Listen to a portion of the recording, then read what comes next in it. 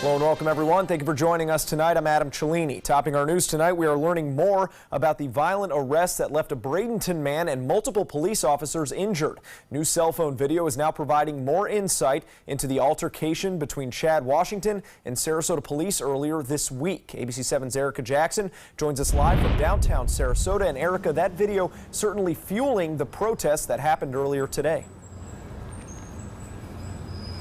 Yeah, Adam, Washington's fiance tells us she called 911 for a medical emergency on Thursday, but Sarasota police responded to the call instead. She claims they charged him and they tased him, but all of that, or part of that, was caught on video, and we'd like to show you, but must warn you that it may be a little disturbing for some of our viewers.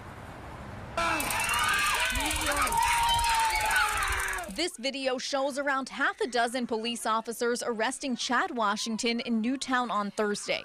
Police believe he was under the influence of the hallucinogenic drug Spice and say he was punching and biting officers, even sending one to the hospital.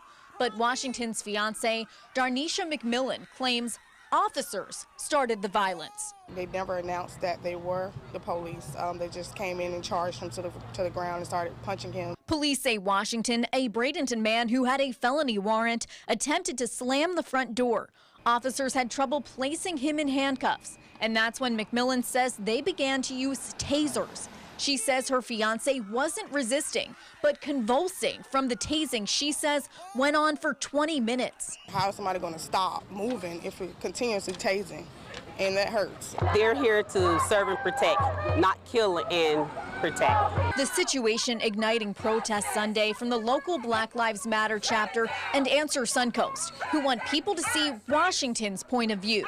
Dozens of demonstrators came face to face with Sarasota police as they marched across US 301. People shouldn't be afraid of other people, they need to be afraid of you. The Sarasota Police Department says this video doesn't show the entire incident and therefore does not tell the whole story. But protesters like the mother of Rodney Mitchell, who was killed by Sarasota County deputies during a traffic stop in 2012, believe the video shows enough. It just brings back, memories of my son being killed, execution style. McMillan says there's no reason her children should have witnessed Washington's aggressive arrest and doesn't want other families to go through the same situation. For it to keep continuing to happen in black communities, we're tired of it, and I'm taking a stand. Sarasota police also say Washington was in possession of the drug MDMA at the time of his arrest. He remains here at the Sarasota County Jail, and his fiance tells us he will be in the medical unit through at least tomorrow. Reporting live in downtown Sarasota, Erica Jackson, ABC 7, your Suncoast News. All right, thank you very much, Erica. A timeline has been set for Florida schools to make changes and upgrade school security procedures. Florida Governor Rick Scott sent a letter to school superintendents and school board members today. That letter detailing his expectations for school security upgrades, including a timeline for state and local officials to make those changes. Scott writes, by May 1st, the Florida Department of Education will hire a director for its newly created Office of Safe Schools. By July 1st, the superintendents must designate a district school safety specialist, and by September 1st, each district must establish a threat assessment team that will meet monthly to discuss any potential threats to teachers, students, or schools. The upgrades come in the wake of the fatal shooting of 17 students and staff members at Marjory Stoneman Douglas High School. And that shooting sparking a massive movement across 8,000 U.S. cities, including 2 right here on the Suncoast Saturday. Hundreds of thousands of marching for an end to gun violence. But in the wake of that march, one question remains: what is next? Today, Marjory Stoneman Douglas High School student Cameron Caskey telling Fox News many of the student activists are hoping yesterday's event marks the beginning of a political movement.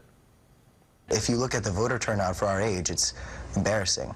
So the fact that this movement has so many people realizing that it's important to get out to the polls is what I think is one of the best things we've accomplished. This is led by the youth, and it is led for the youth. And if we can encourage these people to take action, to be participating in our society, in our politics, then that's going to encourage our voters to actually turn out. And it was youth leading yesterday's marches that happened in Sarasota and Bradenton here on the Suncoast. Northport fire officials are monitoring an area off of North Chamberlain tonight. That's after a brush fire burned through 10 acres around Havelock and Snover Avenues. Luckily, no homes were damaged, and at this time, officials believe that fire was caused by an unattended campfire. Area firefighters are warning the community to be extra cautious as fire season is quickly approaching because of that drier weather during the spring season. And now we go over to Wendy Ross for a check on our first alert weather. And Wendy, how are the conditions looking out there tonight?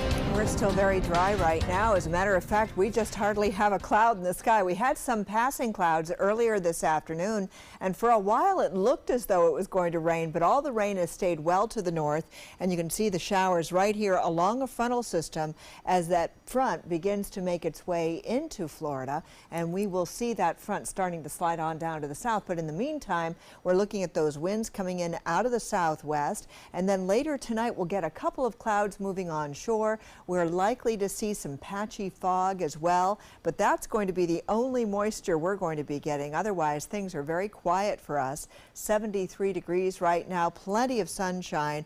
We're also looking at dew point humidity levels that are finally beginning to move up a little bit, so it's not as dry as it's been over most of this weekend. Winds are coming in out of the southwest at 8 miles per hour, and for all of our area, we're looking at temperatures that are mostly in the 70s. It's a great night to get out and go for a walk if you can, have an outdoor barbecue. We're not worrying about any rain. We've got those temperatures dropping down into the low 60s for the overnight lows, so it's another comfortable night. Adam.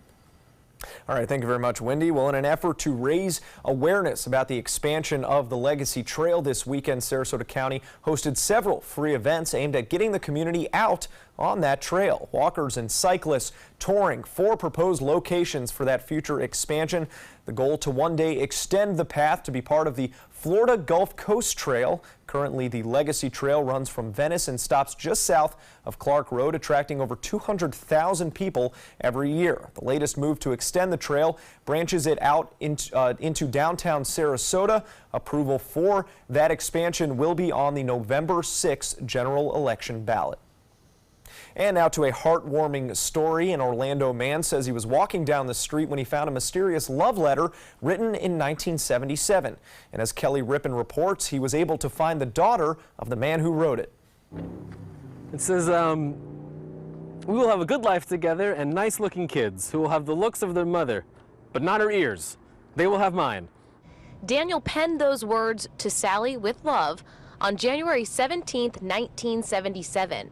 So imagine Chris Bauer's surprise when he was walking down East Central Boulevard in Orlando Thursday afternoon and found the yellow paper pristinely folded up. I saw this piece of paper just sort of flickering down the street, and I thought it looked interesting, and I just picked it up out of curiosity. And the first thing that jumped out at me was it said January 17th, 1977 on it. Seeing how well it had been kept, Bowers felt it must be important to someone, so he posted it on the Nextdoor app. Immediately, neighbors got to work investigating and thought it likely belonged to a woman who had a suitcase stolen from her car earlier in the week. Sure enough, Yep, that's his handwriting. the letter was from Sarah Crow's father to her mother and was in the stolen suitcase. Both of her parents have since passed away, and she just got this suitcase from a relative and had no idea what all was inside. Since I've never opened it, I couldn't tell if anything was missing. So I had no idea what was missing, what wasn't. So I think the real question is, do you feel you have your mother or your father's ears? I have no idea. I have no idea whose ears I have. I'll have to look at pictures. I'm going to go check when I get home. Sarah has not even read the full letter yet and wanted to wait until she was alone to take it all in. But she's grateful for good neighbors. This whole thing has just been like that humanity is still there and like people actually kind of care. And I'm like, that's awesome. What a wonderful walk through memory lane there. Well, still to come here on ABC 7 with the Florida Constitution Revision Commission considering several proposals. A look at some of the laws you may soon be voting on. Plus, the average U.S. price of gas is released. What you need to know to save some money at the pump. My name is Blake. I received a heart transplant when I was 2 weeks old. I play defense for the Red Hot Tornadoes.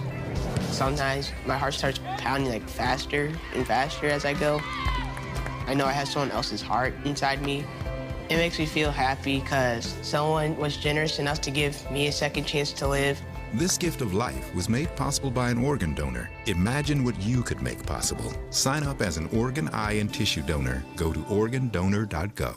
I am the resident district manager on the FAU campus for Chartwell. Whenever I see Haley, I do not see a person with a disability. I see a person with extraordinary abilities. Haley is always smiling. She's always on time. She gives fantastic customer service and is always focused on any job that she's given. Hi, this is Dan Marino. When your business recruits people with disabilities, everybody wins.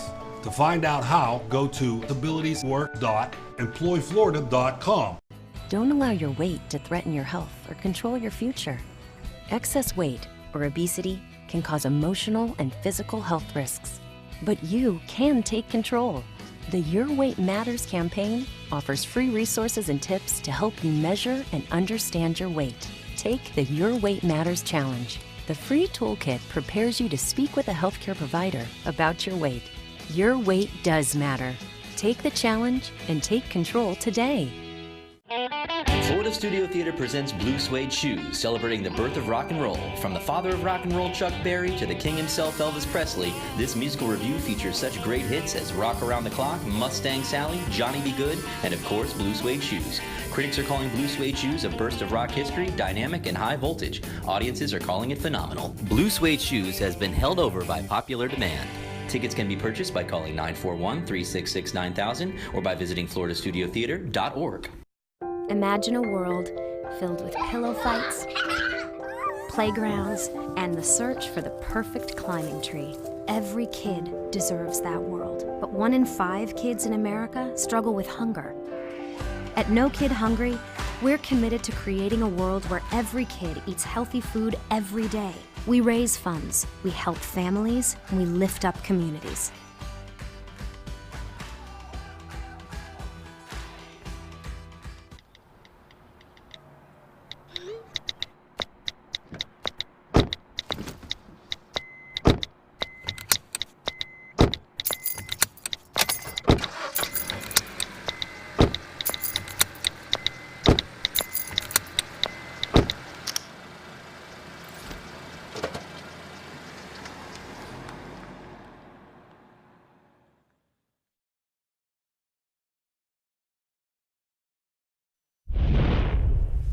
Welcome back. We turn now to a developing story out of Russia. A Russian state news agency is reporting that 37 people are dead following a shopping center fire in a Siberian city, and that number only expected to rise. Take a look at this aerial video of the mall, the smoke billowing over the building there. Officials report 69 people are still unaccounted for, 40 of which are children, dozens more injured. There's been no immediate information yet on the cause of that fire. Back here in the U.S., it's shaping up to be another bumpy week for the president as Stormy Daniels tells her story on CBS's 60 Minutes. As ABC's Richard Cantu reports, it's all eyes on the First Lady as that story unfolds. Just as the president returns to Washington from his weekend at Mar-a-Lago, a potentially explosive interview is set to air. Stormy Daniels, the former adult movie star who claims she had an affair with the president and was paid to stay silent, telling her story tonight on CBS's 60 Minutes. Trump friend and ABC News contributor Christopher Ruddy said the president believes the stories are a political hoax. This is politically motivated to hurt and embarrass him in some way. Daniels' attorney, Michael Avenatti, responding sarcastically on Twitter, saying her claims are yet another hoax, similar to other infamous hoaxes like the moon landing, 9/11, etc. So far, no word yet on whether the president plans to watch the interview, but we are getting hints about what might be happening next with White House staff. He did say that he's expecting to make 1 or 2 major changes to his government very soon. Now, other White House sources, not the president, tell me that Veterans Affairs Secretary David Shulkin is likely to depart the cabinet very soon. And following the resignation of his lead attorney, John Dowd, late last week, today we learned that the much-publicized additions to the legal team, Joe DeGeneva and wife Victoria Tensing, will actually not be signing due to conflicts of interest. Mr. Trump insisting on Twitter he is not having trouble assembling a legal team, saying many lawyers and top law firms want to represent me. Richard Cantu, ABC News, New York. Well, back here in Florida, a powerful panel of Floridians that meets every 20 years is about to make a lot of decisions about what should be considered for our state's Constitution. The Florida Constitution Revision Commission now has a list of 25 separate items that the panel will be considering between now and early May. If the commission decides to say yes to any of these, they will go to voters this coming November. Some of the proposals you might be voting on include whether or not to ban oil drilling in coastal waters or place term limits on school board members. Voters may also decide whether to ban vaping and electronic cigarettes in businesses and restaurants. 60% of voters must vote yes before any of those amendments happen to the Constitution. You might want to fill up on gas sooner rather than later. The average U.S. price of regular grade gasoline shooting up 7 cents a gallon over the past 2 weeks. And industry analysts say they only expect that number to rise over the next few weeks. The national average now stands around $2.66. That's more than the average price for gas in Sarasota right now. The Gas Buddy app reporting Sarasota's average price for regular gas is at $2.49 a gallon. Officials say the reason for that increase is the rising price of crude oil.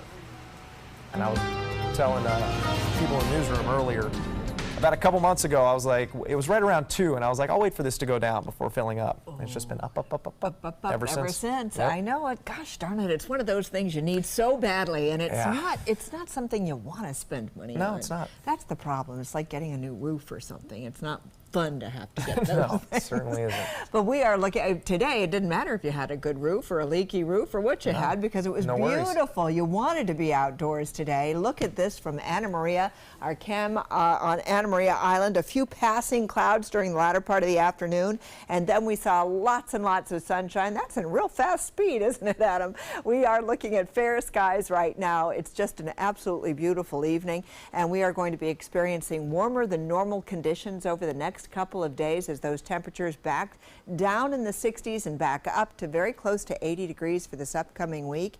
We've got some clouds that are going to be coming on through, but the rain stays to our north tonight. We're not going to see those showers throughout our area, not tonight. As you can see across the country, we've got some rain showers moving in across the southeast, and it's these right here that are falling right along a cold front, and that cold front is eventually going to sink on down to the south over Florida, but we are not going to see the rains coming on in here. That front is a weak cold front, and we'll get a few clouds coming on through. That's what happened this afternoon. And then later on tonight, we even have the possibility of seeing some more clouds coming on through, and also the possibility of some patchy fog. So what we have going on is this cold front will just sink on further down to the south. We'll still see very warm conditions, though, in advance of that front. High pressure is also going to move down to the south, and it has been our fair weather friend for the past couple of days, and it will remain so again tomorrow. Those winds coming in out of the southwest, and then we get these clouds that will start to make their way onto the coastline during the nighttime hours. And then once again during the morning, we're going to see them lift and move away. So we're going to be left with mostly sunny conditions throughout the day tomorrow. So the rain is going to be right here along that front over the northern part of the state. It's going to start to sink on down to the south, but it really doesn't make its way into central Florida. So we're not going to see the showers here, just a couple of clouds to our north, and we won't get the rain. 77 was our daytime high today. That's where we're supposed to be, 77 degrees. 58 is the usual overnight low. Last night we got down to 57 degrees, so we had a very comfortable night. And what we're looking at are temperatures mostly in the 70s and 80s right now. Still, over the interior part of the state in Sebring and Lake Placid, we're looking at temperatures in the mid-80s right now. And then tomorrow it's going to be another beautiful day, a little bit of cloudiness in the morning, and then that's going to give way to mostly sunny skies, and we are going to be looking at a high of around 82 degrees tomorrow. So another spectacular day. And if you're heading off to the beach, winds will be coming in out of the north at 10 knots, seas 1 to 2 feet, a light chop out on the bay. We're going to see lots of sunshine once that foggy morning lifts, and we'll be left with mostly sunny skies and a temperature reading of about 77 degrees. Now tonight, we've got fog developing during the early morning hours. Tonight it will not be mostly sunny. Tonight it's going to be mostly clear. 62 degrees will be the overnight low. And then over the next several days, we're looking at plenty of sunshine in our forecast all the way through Thursday. Then on Friday, the next cold front comes on in. That's going to produce about 40% chance of rain. And then on Saturday, we also have an opportunity for showers to develop with a 50% chance of rain. And then Sunday morning, we could see a 20% chance. So that's the way the week is shaping up for now. Adam? Now, sports. One by one, teams continue to drop off in the NCAA men's basketball tournament, and after tonight, only 4 will remain. Villanova and Texas Tech fighting for one of those final 4 spots today. Nova's Dante DiVincenzo finishing strong at the bucket right there. He had 12 points off the bench, and as you can see, played above the rim for many of those buckets. The Red Raiders trying to keep it close. Here's Jarrett Culver on the three-pointer, but he missed 6 others in the game. And Texas Tech not enough for the 1-seeded Wildcats. They win 71-59 and are headed to the Final Four, where they will meet the winner of this game between Duke and Kansas, number 1 and number 2. And as you can see, Kansas with the advantage as that second half winds down. Well, Florida State's tournament run is over after a late-night loss to Michigan on Saturday. P.J. Savoy hitting a late 3 to make it a 1-possession game, but he could not get the second one to fall as the clock ran out on FSU's season. Michigan moves on to face underdog Loyola Chicago, and the 9th-seeded Seminoles settle for their deepest tournament run since 1993. The Achilles heel last night, turnovers. They had 15 in the loss. The inability to take care of the ball. I thought that we were very at a disadvantage, and this is one of those nights where I thought their defensive philosophy bothered us as much as our defensive philosophy bothered them. And remember, Florida State was only 9-9 in conference play this year and lost the opening game of the ACC tournament before winning 3 straight on their way to the Elite Eight. The Sarasota Sailing Squadron getting ready for 4 days of racing this week. Around 60 boats are signed up to compete in the 2018 Flying Scot Midwinter Regatta, hosted by the Flying Scot Sailing Association. Over the weekend, competitors from all over the country registered and ran a practice race in Sarasota Bay. The real deal will start tomorrow with races every day through Thursday. It's really competitive, but it's also really friendly. Sometimes it's like a big family reunion or a big party where you see your friends that you haven't seen since the last regatta, which might be last year. It's something that we can do together, husband and wife. That boat's been a great boat for it, and it's just a lot of fun. Flying Scot refers to the 19-foot boats that will be used in the racing, and according to the regatta chairperson, Sarasota has already been asked to host that race again next year. More to come here on ABC 7. Stay with us. My name is Haley. I have Fragile X syndrome. I work with Chartwells at Einstein's and FAU. I like being up front and interacting with students. The students are very nice and very hungry. Having a job is a big ticket for independence. Hi, this is Dan Marino. When your business recruits people with disabilities, everybody wins. To find out how, go to abilitieswork.employflorida.com. Here's something we bet you didn't know. Nearly half of all cancers can be prevented. That's right, half. Nearly 50%, mostly by making small everyday changes in your diet and controlling your weight, walking more, eating less, and eating foods that help you and your family to seriously reduce the risk of cancer. And of course, by not smoking. Visit the Cancer Prevention Together We Can website and get a free 30-day planner filled with tips, recipes, stats, and more about protecting your family. Go to prevent50.org. There's nothing like this trail in Alabama. It just goes from the northern part of the state to the southern part of the state.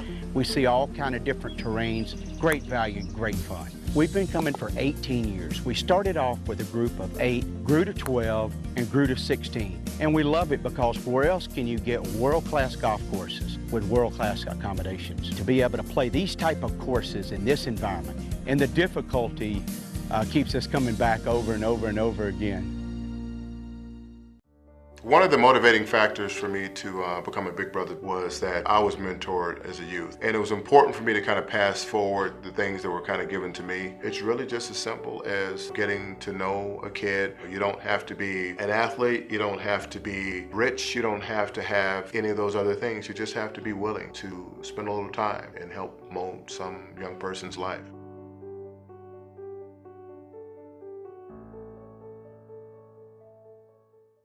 For more than 100 years, American Humane Association has been teaching kids to be kind to animals. those in our homes, on the farms, on the silver screen, and wildlife conservation caring for the world's vanishing creatures. But we can't do it alone. Visit kindness100.org to find ways to teach kids how they can make a more caring, compassionate, and humane world for all of us. Okay, so what would you bring to my company? What do you need? I need problem-solving skills. I got through high school without a car, a phone, or a computer. No college degree, though. Not yet, but life's taught me a lot, and I'm ready for more. Well, you're not the typical kind of candidate that I hire. But you are exactly what I'm looking for. Your company could be missing out on the candidates it needs most. Learn how to find a great pool of untapped talent at gradsoflife.org. Keep up with the Suncoast. Watch your favorite ABC7 shows on your streaming device.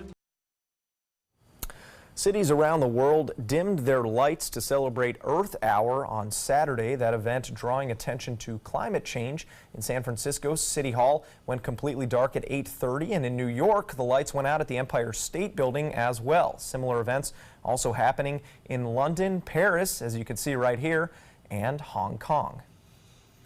And our climate will be changing a little bit tonight, right? Yeah, Cooling we're off going to be some. a little bit warmer than normal tonight. We're expecting to get down to about 62 degrees, but then look at us tomorrow morning, 72, and we're going to be seeing those temperatures continuing through the night, just in the 60s, and just gorgeous conditions. It'll be lovely. Your daughter just had her first breakup. Do you A, put yourself in her shoes?